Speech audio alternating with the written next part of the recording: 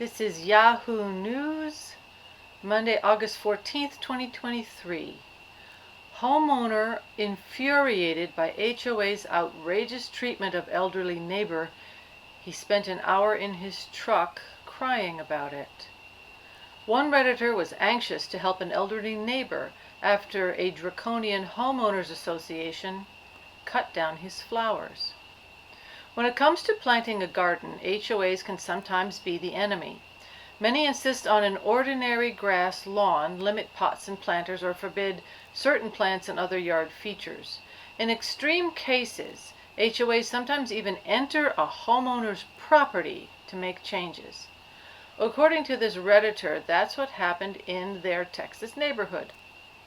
My elderly neighbor had a lovely patch of bluebonnets in his yard, which he and our community really loved and nurtured, the user told our Texas.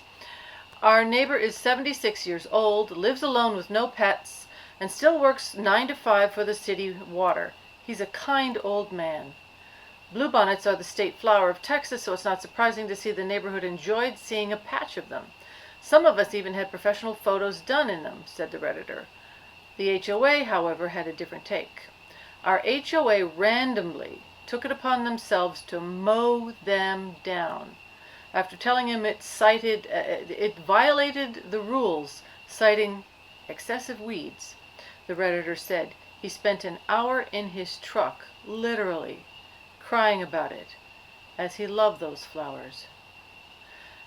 The user then asked Reddit for advice. Is there anything we can do about this? I assume no, because the HOA overlords rule. Hey everybody, this is Danette from Unlock the Constitution. Now the article I just read you was from Texas. It's not necessarily relating to Florida. At the meeting that I went to, the community was a little heated about everything, differences of opinion, and the vote was tabled for the time being. I'm sure it'll come up again soon. But the board said it was the law. And over time I've learned that you just don't assume something is the law. It's our job to go and look up the law. So I did that, and I'm at the Florida statutes. Each water management district shall design and implement an incentive program to encourage all local governments within its district to adopt new ordinances or amend existing ordinances to require Florida-friendly landscaping for development permitted after the effective date of the new ordinance or amendment. Each district shall assist the local governments within its jurisdiction by providing a model Florida-friendly landscaping ordinance and other technical assistance. Each district may develop its own model or use a model contained in the Florida-friendly landscape guidance models, etc., etc. So they are describing it as a law and to be enforced. Now here's where it gets complicated. Where do our right to privacy issues come from? And why have we allowed people who live in a homeowners association to become second-class citizens? We have property rights. This is a home that was purchased. You're the homeowner, I'm the homeowner.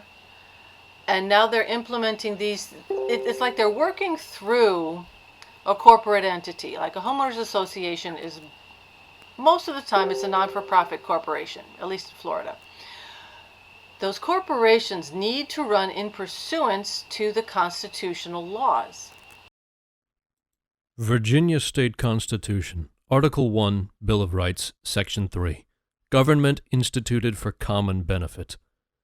That government is, or ought to be, instituted for the common benefit, protection, and security of the people, nation, or community, of all the various modes and forms of government, that is best which is capable of producing the greatest degree of happiness and safety, and is most effectually secured against the danger of maladministration.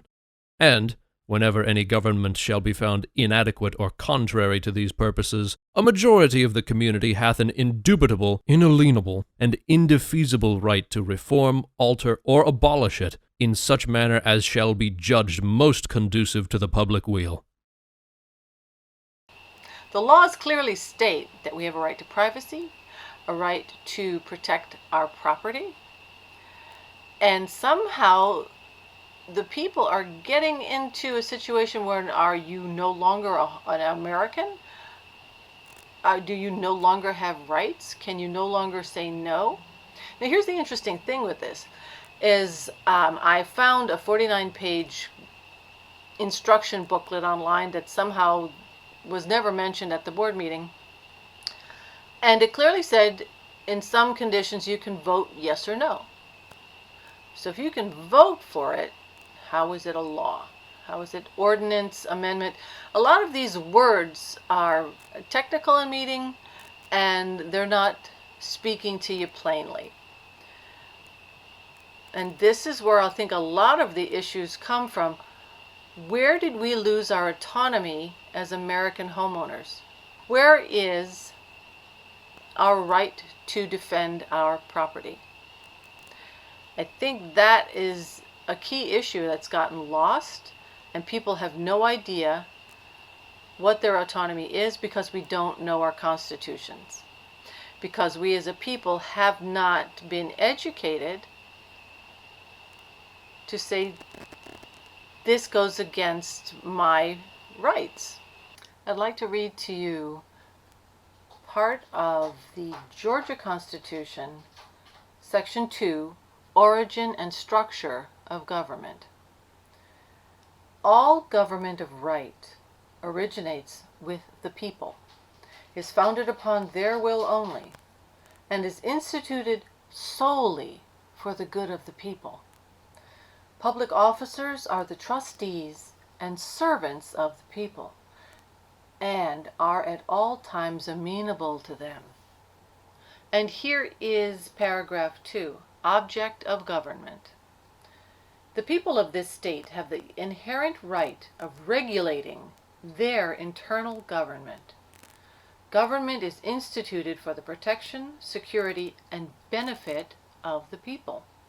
And at all times they have the right to alter or reform the same whenever the public good may require it. You see why statutes are sometimes null and void on their face, and we don't know that. We haven't been taught for the past 50 or 60 years our state constitutions. We don't know that the people are the foundation of all the power. So we're seeing these statutes saying we're required to do something. This is why I'm talking about rolling up our sleeves, because it's not something that can be immediately and easily solved. I believe it can be much more easily solved when more of us know our rights and can learn how to instruct our legislature, instruct the representatives. That is part of the Florida Constitution. People have the right to peacefully assemble, to instruct their representatives.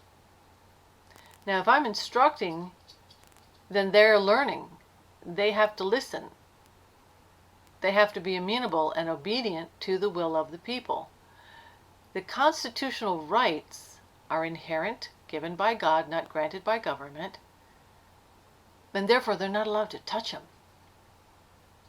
And because we have not been taught who we are as a people and how to defend and how to instruct and how to do proper remonstrance, just letting them know in writing so that they pay attention, everything has gotten confused and lost, and rights are being ripped away left and right. Gonna leave us like that poor 76-year-old man sitting in our trucks weeping because somebody has decided that we have no more rights. So this is one of the important reasons that I'm encouraging everybody. Go to Ballotpedia and look up not only your state, but Virginia has amazing wealth of information. Georgia, the founding fathers, the original 13, the 13 colonies or states. A lot of those foundational documents, Virginia was written, Thomas Jefferson, who wrote the Declaration. And a lot of, if you look at the foundational document, we hold these truths to be self-evident, that all men are created equal, that we're endowed by our Creator. It really is, it speaks to a lot of the state constitutions that come a little bit later on. We hold these truths to be self-evident, that all men are created equal, and that they are endowed by their Creator with certain unalienable rights, that among these are life, liberty, and the pursuit of happiness. That to secure these rights, governments are instituted among men, deriving their just powers from the consent of the governed. That whenever any form of government becomes destructive of these ends, it is the right of the people to alter or to abolish it, and to institute new government, laying its foundation on such principles and organizing its powers in such form as to them shall seem most likely to effect their safety and happiness. Prudence, indeed, will dictate that governments long established should not be changed for light and transient causes, and accordingly all experience hath shewn that mankind are more disposed to suffer while evils are sufferable, than to right themselves by abolishing the forms to which they are accustomed. But when a long train of abuses and usurpations, pursuing invariably the same object, evinces a design to reduce them under absolute despotism, it is their right, it is their duty to throw off such government and to provide new guards for their future security.